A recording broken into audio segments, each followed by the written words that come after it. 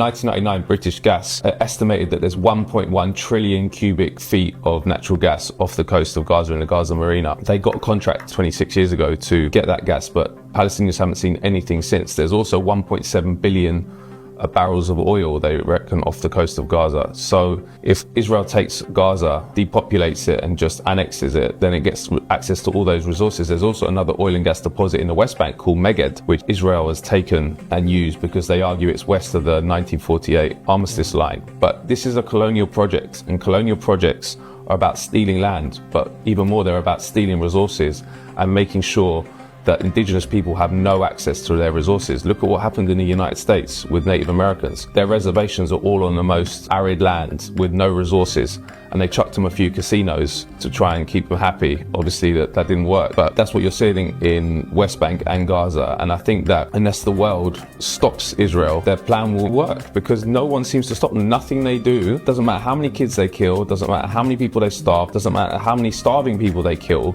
no one says stop.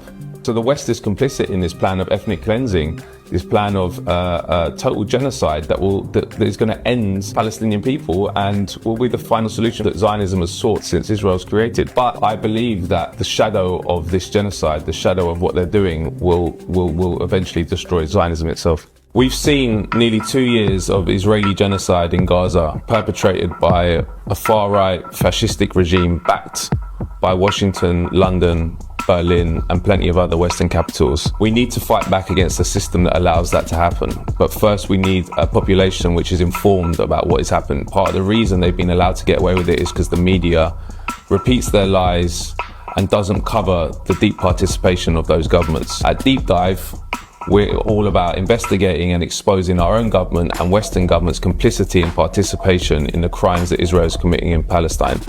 But there's many obstacles to this. One of the main ones is funding. So we need you to help us keep reporting independently and promoting Palestinian voices against an industry which wants to silence them and us, who are revealing the truth about what's going on in Gaza and Palestine more generally.